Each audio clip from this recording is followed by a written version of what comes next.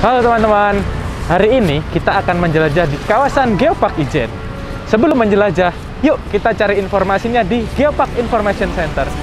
Let's go!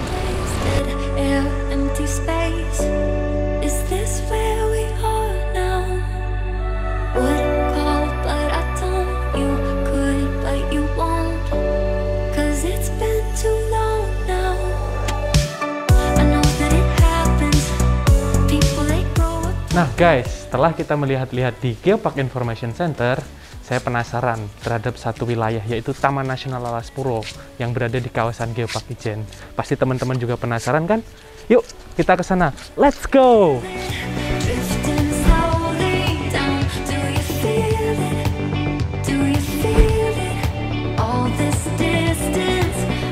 Halo guys, sekarang kita sudah sampai di Taman Nasional Alas Purwo. Pada penasaran kan ada apa aja di sini? Yuk kita masuk.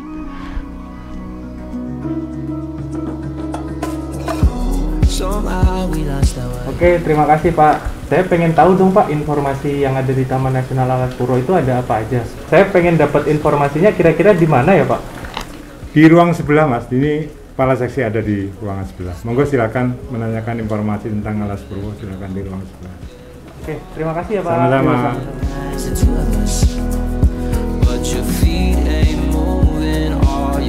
Selamat pagi Pak. Pagi. Ada yang bisa dibantu? Perkenalkan Mas. Pak, saya Fikli. Duduk. Akan berkunjung ke Alas Purwo Pak. Iya, apa yang bisa dibantu? Tadi itu saya sempat berkunjung ke Geopark Information Center. Iya. Nah itu ada informasi tentang bahwa Geopark itu juga ada di Alas Purwo. Ya, betul. Saya pengen tahu nih lebih dalam. Oke, saya Probo Mas. Jadi saya Kepala Seksi Pengelolaan Taman Nasional Wilayah 1 Tegal Limo. Di Taman Nasional Purwo ada 2 seksi. Seksi 1 di Tegal Limo, seksi 2 di Muncar. Apa aja sih Pak yang ada di Taman Nasional Alas Purwo ini? Bisa dilihat Mas di sini, lokasi-lokasinya. Jadi nggak lebih jauh nanti. Oke, boleh Pak. Jadi ini Alas Purwo yang luasnya 44.000 hektar. Jadi posisi Mas sekarang itu ada di sini, di Rawabendo. Kalau tadi saya bilang cultural site, itu ada di sekitar sini, sekitar 1 kilo lah dari sini, dari Rawabendo. Habis itu nanti bisa ke Biosite Sadengan, Savana Sadengan. Habis itu nanti Mas bisa ke Plengkung sebagai geological site. Kira-kira gitu Mas. Ya, menarik ya Pak. Bisa dong Pak sekarang berkunjung ke culture site-nya yang paling dekat? Bisa. Masnya naik apa? Saya jalan Pak. Oh, kalau Mas mau, kita bisa goes. Oh, boleh Pak. Kebetulan saya mau ke sana. Oke, boleh Pak. Kalau mau Pak. Oke, sip. Ayo. Boleh, Pak.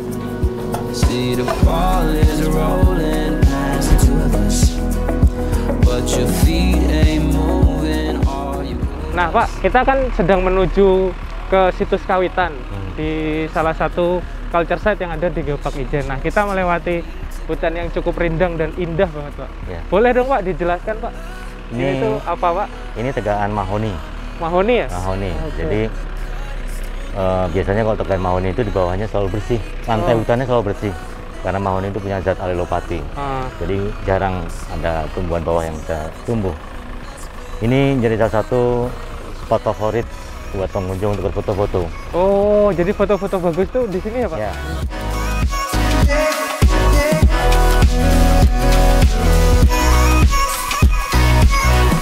Nah Pak, ini kan sebenarnya kita sudah sampai di situs Kawitan. Nah ini juga ada pura. Nah ini kayak satu kawasan, ini kawasan tersendiri atau gimana Pak? Jadi kalau di dalam pengelolaan kawasan Taman Nasional ini merupakan zona religi dan budaya. Jadi luasnya sekitar 9,9 hektar. Diperuntukkan untuk kegiatan sembahyang, orang Buddha, orang Hindu, dan juga untuk kegiatan-kegiatan lainnya, perayaan-perayaan lainnya. Jadi ini diperuntukkan untuk kegiatan religi dan juga budaya. Religi berarti umat Hindu, kalau budaya itu tidak mengenal agama. Oh iya, betul. Gitu. Jadi ini ada signboard yang menjelaskan tentang situs Kawitan yang merupakan salah satu cultural site dalam Geopark Ijen. Lalu kalau saya pengen tahu lebih lanjut, kira-kira ke siapa ya Pak untuk lebih tahu tentang situs Kawitan ini? Kalau Mas nanti bisa saya antar ke tempatnya Pak Mangku atau yang mengurus, biasanya yang mengurus situs ini. Iya. Nanti kita bisa tanyakan tentang sejarahnya seperti apa, terus bagaimana perawatannya, konservasinya seperti apa, Boleh, Pak. terus siapa penggunanya, siapa yang kesini. Nanti bisa lebih lanjut. Oke, Pak.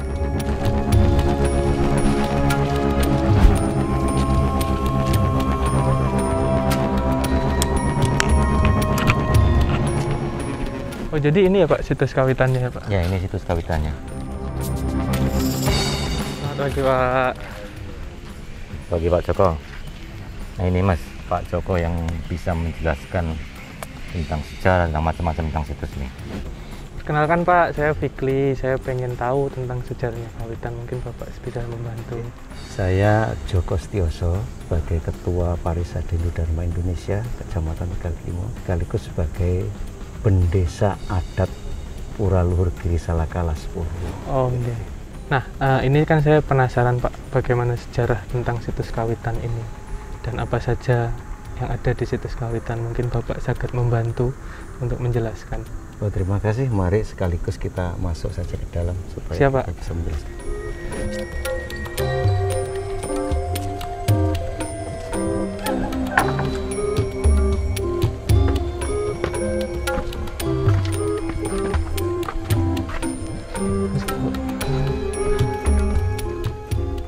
Ini Pak, jadi ini ya situs kawitan. Nggih, situs kawitan ini dimanfaatkan oleh masyarakat sekitar sini. Dulu di sana namanya Marengan, itu ada babatan, artinya tanah hutan yang dimanfaatkan oleh masyarakat sebagai tanaman tumpang sari. Nah, setelah itu pada tahun 65-66 lah, itu masyarakat melakukan satu bentuk penggalian, artinya dia nyangkul, kemudian ditemukan ini gundukan dulu. Masyarakat penasaran, ini ada gundukan tanah, ini terpendam. Nah ini, terus ini yang ditemukan ini yang lama ini. Nah ada batu bata yang warnanya putih ini, yang ukurannya tidak lazim seperti batu bata biasa. Ini peninggalannya batu bata yang tidak lazim seperti batu bata biasa. Ada bedanya, mirip-mirip dengan batu bata yang dibuat di candi-candi peninggalan zaman dulu. Nah, sejak saat itu sekitar tahun 67 tempat ini dimanfaatkan oleh masyarakat Hindu dan Kejawen. Masyarakat Kejawen itu masyarakat yang masih cenderung untuk melakukan ritual. Akhirnya digunakan sebagai satu sentral oleh umat Hindu. Pada titik akhirnya karena umat Hindu yang datang tidak sedikit, mulai lebih besar dari Bali datang, dari Nusantara tapi sebagian besar dari Bali. Akhirnya berpikir, wah ini tidak mencukupi untuk menampung aktivitas keagamaan, karena ini adalah situs kawitan. Situs itu peninggalan, kawitan itu permulaan. Jadi awal permulaan peninggalan, artinya peninggalan tertua itulah artinya seperti itu. Maka kita mengajukan permohonan untuk membangun pura agar bisa menampung umat-umat yang hadir di sini. Bisa diceritakan mungkin Pak, tembok ini mulai dibangunnya itu kapan? Tembok penyengker itu dibangun baru tahun 2000-an. Kenapa? Ada satu donatur dari Bali namanya Pak Wayan Rastika. Dia ingin supaya di dalam ini tidak dijamah, artinya dari yang lain. Nah itu tadi teman-teman, bahwa adanya situs kawitan yang ada di Taman Nasional Alas Purwo ini bisa dimanfaatkan oleh masyarakat. Yang pertama itu agar situs ini tetap terjaga, dibuatlah Pura Luhur Giri Salaka Alas Purwo, agar kebanyakan yang beribadah itu di situ dulu dan situs yang ada di sini masih tetap terjaga. Dan yang kedua adalah dibangunnya tembok penyengker sebagai salah satu upaya juga agar tidak banyak yang bisa menjamah situs yang asli ini.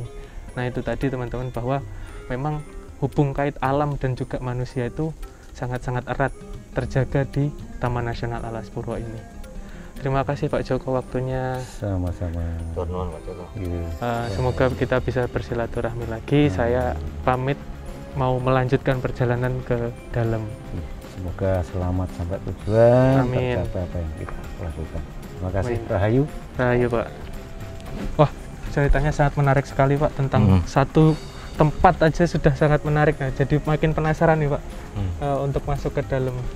Oke, terima kasih Bapak waktunya sudah Oke, mendampingi sama-sama. saya sampai situs Kawitan. Saya akan lanjut ke destinasi-destinasi Oke, selanjutnya sip, di Taman sip. Nasional Alas Purwo. Baik. Mari Bapak. Ya, mari. Nah, oke teman-teman, itu tadi satu tempat sudah sangat menarik, yaitu situs Kawitan. Salah satu culture site yang ada di kawasan Geopark Ijen. Kemudian kita akan melanjutkan perjalanan di tempat-tempat selanjutnya.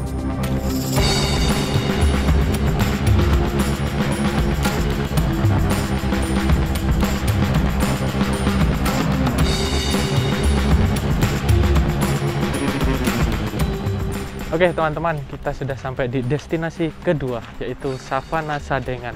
Nah, kita akan melihat beberapa flora dan fauna yang cukup menarik di Taman Nasional Alas Purwo di Savana Sadengan ini. Penasaran apa aja? Yuk, ikuti saya.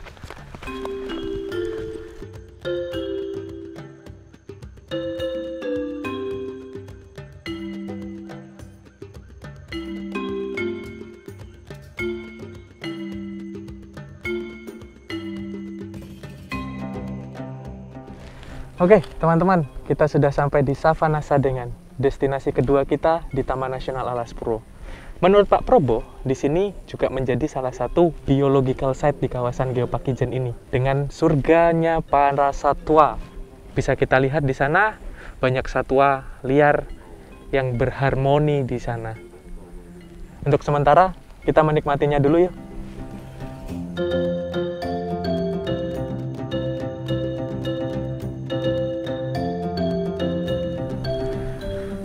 Nah, oke, teman-teman, karena kita penasaran apa saja sih yang ada di kawasan Savana Sadengan ini, kayaknya di atas sana ada petugas yang bisa ngejelasin nih. Yuk, kita ke atas sana yuk.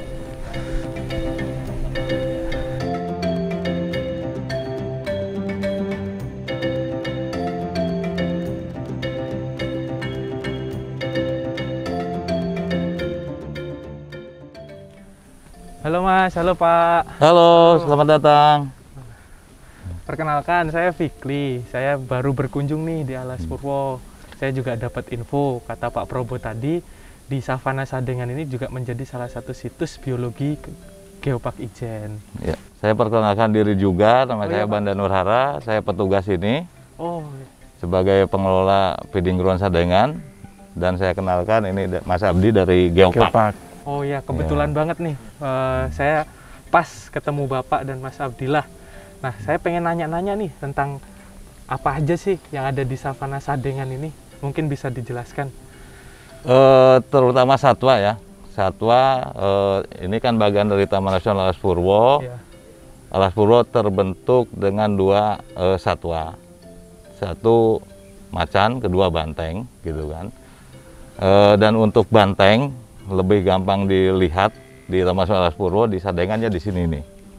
Nah, selain banteng juga yang di di Feeding Ground Sadengan ini ada rusa, terus juga merak yang bisa kita saksikan, bangau tongtong, babi hutan, terus ada lagi babi yang masuk langka yaitu babi kutil. Terus untuk burung yang besar-besar itu jenis elang, elang laut, elang ikan kepala kelabu, terus juga elang ular, dan ada elang yang maskot Jawa di sini, elang Jawa. Betul. Nah, ini juga menarik nih, Pak. Saya tadi dari hamparan savana yang seluas ini, di pinggir-pinggirnya itu seperti ada gunung-gunung seperti itu, atau semacam pagar yang melindungi satwa-satwa yang ada di sini. Nah, itu fenomena alam apa sih, Pak, yang terjadi di situ? Untuk gunung-gunung saya kira nanti yang lebih kompeten dari Mas Abdi yang Oke. dari Geopark Oke. seperti itu ya, gitu. Mungkin menyampaikan dampak daripada bukit-bukit itu. Bukit-bukit itu kan tidak gundul, Iya. terus ditumbuhi pohon-pohonan yang begitu lebat segala macam, sehingga itu sebuah catchment area yang menghasilkan di Sadengan ini ada 3 buah mata air. Berarti yang mata air semua yang ada di sini tuh langsung dari langsung dari sumbernya. sumber itu. Kita alirkan secara gravitasi untuk minum satwa, untuk menyirami rumput-rumput di sini, dan juga kepentingan petugas dan pengunjung yang datang ke sini seperti itu. Wow. Mas, kira-kira bisa nggak sih diceritain tentang sejarah kok bisa ada bukit-bukit ini mengelilingi Savana Sadengan ini? Ya, Mas Fikri ya. Jadi sudah dijelaskan tadi sama Pak Banda bahwa dari bukit-bukit tadi menghasilkan mata air ya. Kemudian kita bisa melihat nih ada perbedaan ya. Di sana depan sana bukit, kemudian sini lembah ya, seperti itu. Nah, dulunya Alas Purwo adalah lautan dangkal yang terangkat ya. Berarti dulu ada fosil-fosil biota laut yang sekarang menjadi batu ya. Seperti itu, kemudian terangkat ke permukaan. Berarti dia lebih tinggi daripada lautnya sekarang. Betul. Nah, cocok kan kita lihat di sebelah selatan bahwa apa namanya lautnya ada di sana, kemudian di sini ada bukit-bukit. Nah, kenapa si bukit ini menonjol, kemudian di sini ada lembahan? Dulunya ini adalah satu level yang sama. Berarti kalau kita sekarang berdiri di sini, ini dulunya ya sama dengan itu, tingginya sama dengan bukit itu. Nah, kemudian adanya proses, kalau pernah dengar namanya patahan, pernah dengar ya? Nah, patahan. Nah, namanya patah kan beda dari yang patah. Nah, saya mungkin pakai ini ya untuk menganalogikan. Dulu ada dua atau daratan yang sama, kemudian karena adanya patahan, berarti kan ada zona lemah tuh. Betul. Berarti kalau ada yang patah, nah kira-kira yang mana yang patah? Nah, kalau kita lihat di depan sana, berarti ini sebagai bukit, maka inilah yang patah, turun ke bawah. Sehingga dari perbedaan level atau topografi yang ada di sini, kita bisa melihat mata air yang keluar melalui celah-celah ini. Karena biasanya batu gamping itu di atasnya kering. Benar Pak Panda ya? Betul, kering betul. Ya? Kering, tidak ada. Nah, sehingga cocok ketika adanya penurunan atau apa namanya akibat patahan seperti ini, mata airnya keluar. Tadi disampaikan ada 3 mata air tuh, sehingga bisa menghidupi apa yang ada di sini. Nah, kira-kira seperti itu kalau dari sisi geologi. Cukup menarik ya berarti Pak Banda ya, hubungan antara bentukan bumi dan satwa-satwa yang hidup di Savana Sadengan ini ya Pak. Banyak parameter terutama dari kunjungan. Betul. Tadi saya sudah bilang minimal 19.000 pengunjung yang datang ke Alas Purwo, terutama di Biosite Sadengan ini. Nah, dari kunjungan-kunjungan itu setelah kami evaluasi, yang pertama adalah wisata alam, yang kedua adalah wisata pendidikan. Nah, wisata pendidikan ini dari mulai TK, SD, SMP, SMA, dan bahkan universitas. Jadi di sini sudah melahirkan sarjana S1, sudah melahirkan master, dan sudah melahirkan doktor. Ini sebuah parameter dan juga keberhasilan kami sebagai pengelola di sini, seperti itu. Wah, menarik sekali ini Pak. Terima kasih Pak Banda, Mas Abdillah, waktunya. Sama-sama. Saya mohon izin untuk melanjutkan perjalanan lagi. Oke. Sampai jumpa di lain waktu Pak. Siap, semoga perjalanan Anda menyenangkan. Nah, itu tadi teman-teman, kita sudah dapat informasi tentang Savana Sadengan. Selanjutnya, kita akan mengeksplor tempat-tempat berikutnya di kawasan Taman Nasional Alas Purwo. Yuk, ikuti saya.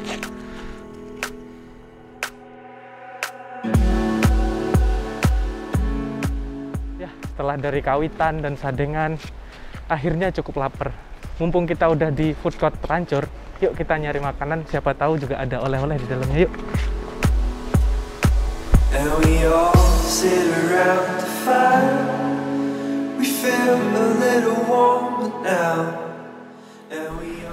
Bu, mau pesan makan.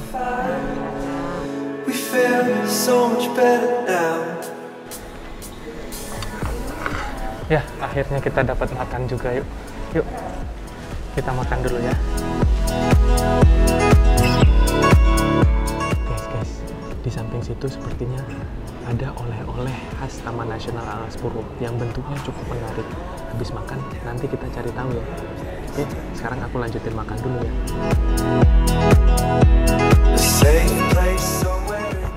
Oke, udah kenyang. Saatnya kita cari oleh-oleh. Yuk, kita cari oleh-oleh yuk.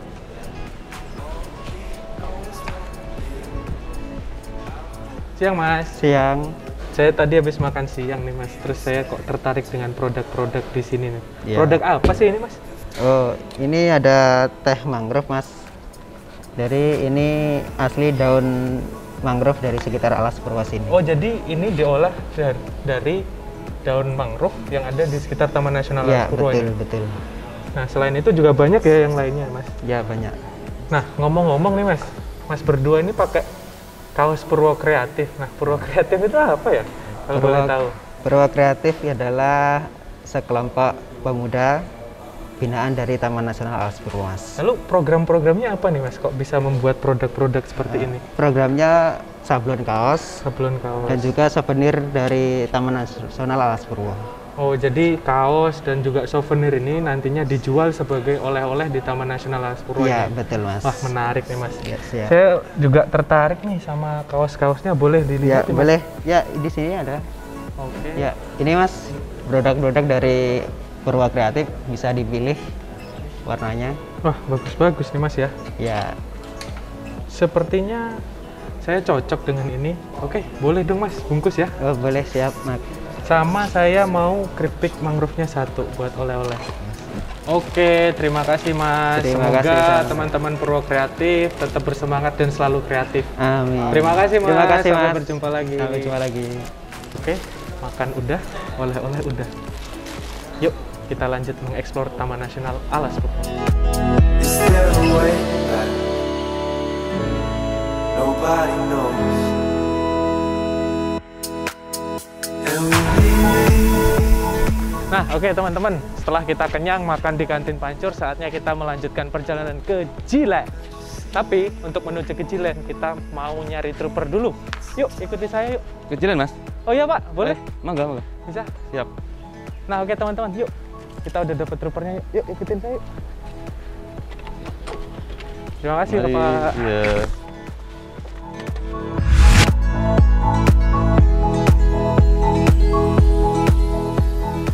Nah, ini yang satu hal yang bikin saya penasaran, salah satunya adalah kenapa kok jalur Pancur sampai Jilen itu harus pakai trooper, Pak?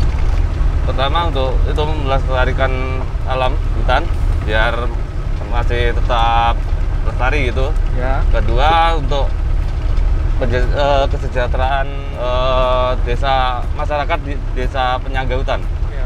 Itu dilakukan oleh pihak Taman Nasional ya memang untuk pemberdayaannya. Iya, pihak nasional. Ya oke teman-teman, itu tadi ya penjelasannya. Kenapa kok dari Pancur menuju Jilen itu wajib pakai trooper? Yang pertama, untuk menjaga alam yang ada di Taman Nasional Alas Purwo ini tetap terjaga sehingga tidak banyak lalu lintas kendaraan masuk ke Jilen. Yang kedua adalah trooper ini menjadi salah satu fungsi pemberdayaan yang dilakukan oleh pihak Taman Nasional Alas Purwo kepada masyarakat di sekitar kawasan Taman Nasional Alas Purwo. Benar begitu ya Pak Rian? Oke, ikuti terus perjalanan saya dan Pak Dian akan menikmati perjalanan menuju dengan Jilen. Sampai ketemu di Jilen. Nah, kita sekarang udah nyampe di Jilen, Pantai Pelengkung. Terus ini kalau mau menuju ke sana masih naik ini Pak atau Parkir mobil di sini, nanti pengunjung sampai nanti jalan kaki. Oke. Oke, sudah Terima datang. kasih, Pak. Sama-sama. Terima kasih Bapak. Iya, sama-sama. Selamat menikmati. Ya. break of dawn. Nah, oke, teman-teman, kita sudah sampai di Jilen. Kita akan explore di Jilen ini. Bagaimana? Penasaran kan? Yuk, ikuti saya. We need some time.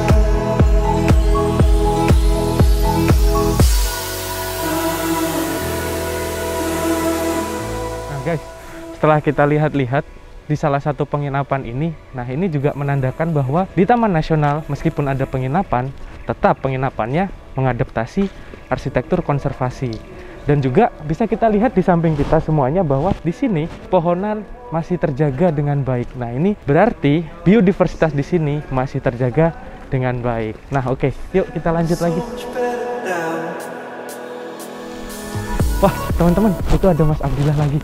Yuk, kita ke sana lagi yuk. Wih, Mas Abdillah. Ya Allah Mas Fikri. Halo Mas Siap. Abdillah, Bapak. Ketemu lagi nih. Wih, kayaknya seru nih. Lagi ngapa nih? Ini lagi diskusi sama Pak Nanang dari Taman Nasional Alas Purwo. Oh, nih. gitu. Ya. Ini ada Mas Fikri, Pak Nanang. Bapak. Nanang Mas, saya staf dari Taman Nasional Alas Purwo yang bekerja di Pelengkung. Wah, perkenalkan juga Pak, saya Fikri. Saya ini kebetulan dari tadi explore di kawasan Taman Nasional Alas Purwo, Pak. Iya. Nah, mungkin ini karena di Jilen nih, Pak. Kayaknya pas nih, ada Mas Abdillah, ada Pak Nanang. Alas Purwo ini luar biasa Mas Fikri. Jadi tidak Iya. hanya geologi yang ada di sini.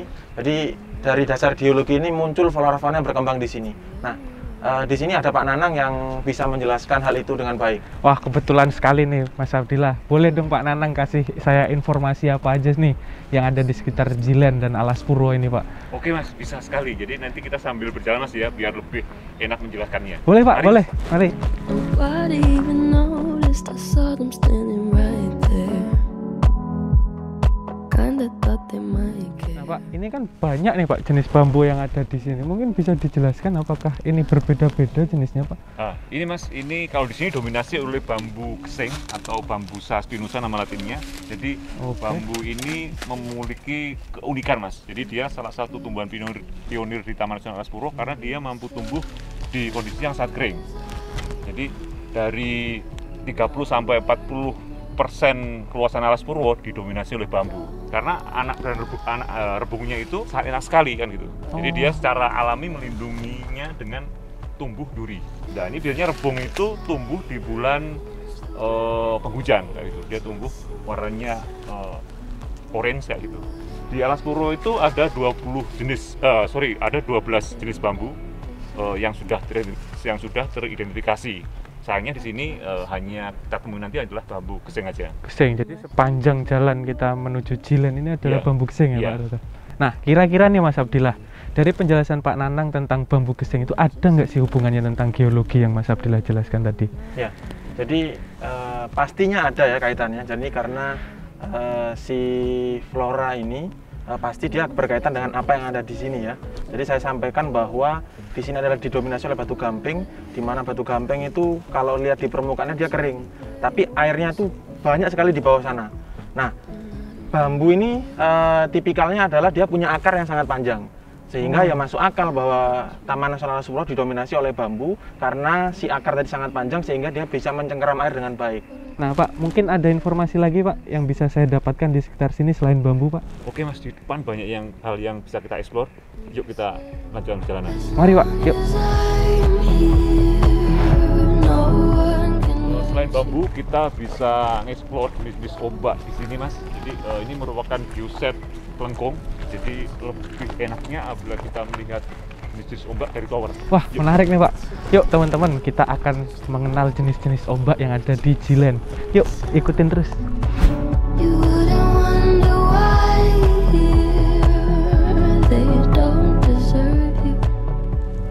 Nah ini Mas, ini merupakan bioset pelengkung yang luasnya 3 kali 8 sepak bola.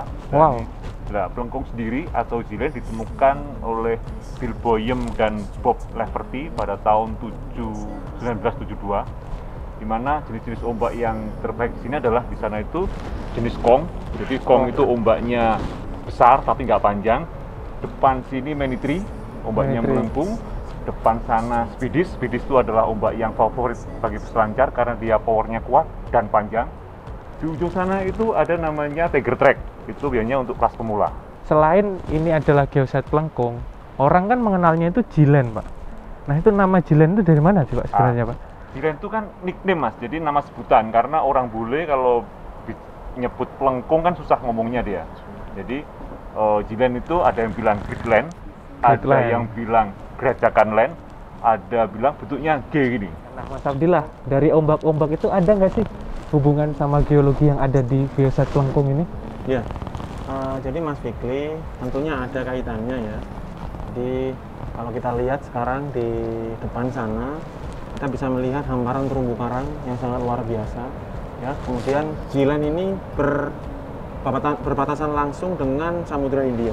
Ya, jadi pertemuan antara ombak pantai selatan yang sangat luar biasa berbahaya ketemu dengan Samudra India sehingga menghasilkan ombak dan didukung oleh hamparan terumbu karang. Jadi kalau kita punya air kemudian dia menghantam permukaan yang tidak rata, pasti dia akan menghasilkan ombak yang sangat bagus. Nah, Mas Abdillah, jadi itu terumbu karang atau batu gamping?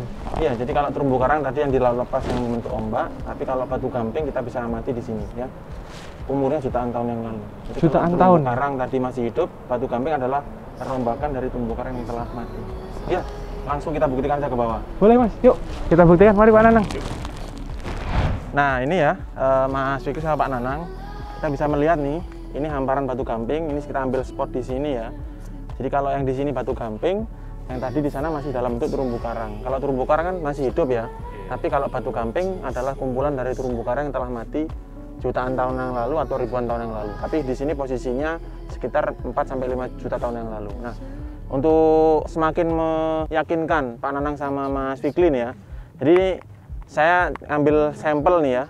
Jadi coba akan saya teteskan sama HCl nih. Ini asam klorida. Apakah dia bereaksi? Nah, bereaksi mengeluarkan gelombang gas. Kenapa? Karena HCl dan juga karbonat yang ada dari sini bereaksi membentuk gas CO2. Nah, kita tes di sini sekarang. Sama mengeluarkan gelembung ya. Dan cangkang kerang-kerang itu ada nempel-nempel di sini nih. Kita bisa melihat nih. Ya, seperti itu.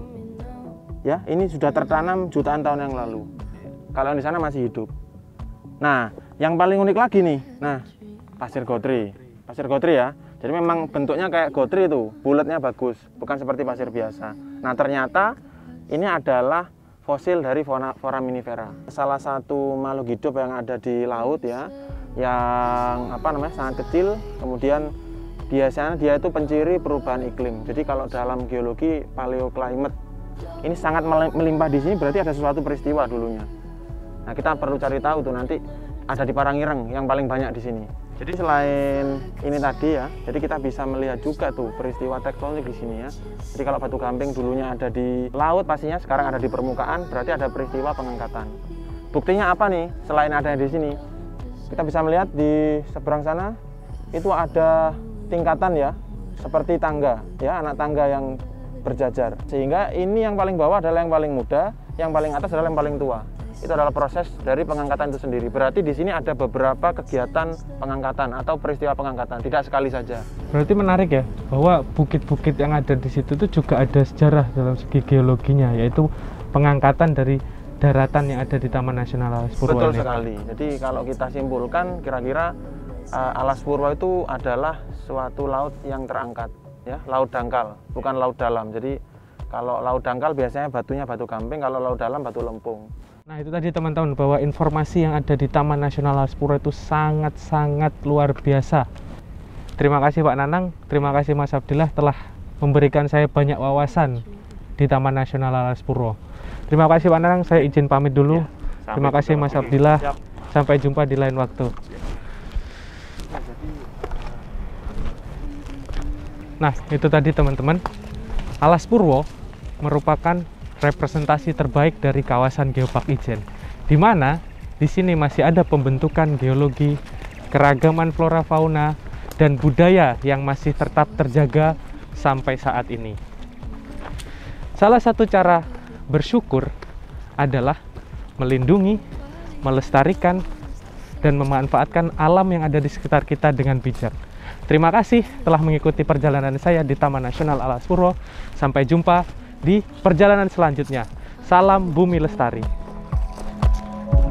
Got everything I wanted, but when I wake up I see you with me, and you say